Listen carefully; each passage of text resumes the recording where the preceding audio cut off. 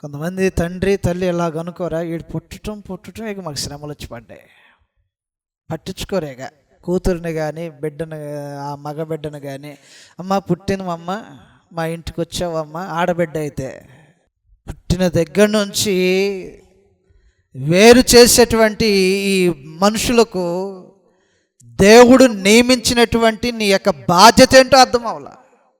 ఒక తండ్రిగా రోల్ చేస్తున్నాడు అనమాట, రోల్ ప్లే చేస్తున్నాడు, ఒక బాధ్యతను తీసుకున్నాడు, తండ్రిగా బాధ్యతను తీసుకున్నాడు. తండ్రి కాదు, యేసు తండ్రి కాదు. ఎవరికి తండ్రి కాదు? యేసు ప్రభువుకి తండ్రి కాదు. బ్లడ్ రిలేషన్ లేదు వాళ్ళ మధ్య. పుట్టాడు, ఐగుప్తుకి తీసుకెళ్ళమని ఆజ్ఞ. తండ్రి యొక్క బాధ్యత ఎలా ఉంటుందంటే, బిడ్డలను సంరక్షించుకునే ఈ పనిలో తన క్షేమాన్ని ఆలోచించేయడు, తన సౌఖ్యాన్ని ఆలోచించేయడు, తనకు నచ్చినటువంటి స్థితిని ఆలోచించేయడు. ఎక్కడుంటే ఈ బిడ్డ క్షేమమో ఆ స్థలానికి తను తీసుకెళ్ళటానికి ప్రయత్నం చేస్తాడు.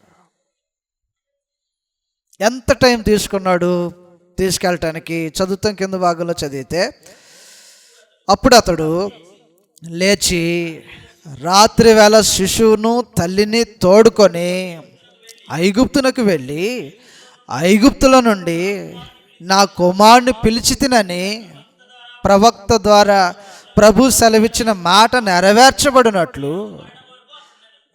ఏ తండ్రి త్యాగం చేస్తాడు?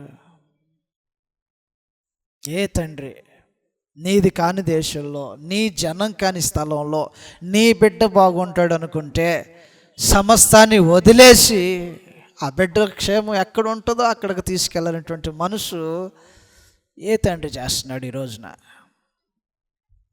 నీ బిడ్డల క్షేమం కోసం ఆలోచన చేసే తండ్రులు ఎవరు ఉన్నారా? ఉంటే మీ బాధ్యతలు సరిగా నిర్వర్తిస్తున్నారు. ఒకవేళ లేదు, వాళ్ళు ఎక్కడ ఉన్నా, వాళ్ళు ఏం తిన్నా, వాళ్ళు ఎలాగున్నా వాళ్ళే బ్రతుకుతారులే అనుకునేవాడు చెడ్డోడు, అవిశ్వాసి కంటే చెడ్డోడు. మరి విశేషంగా తన ఇంటి వారిని, నీ బిడ్డలను సంరక్షించేటువంటి ఒక బాధ్యత నీ మీద ఉంచాడు దేవుడు.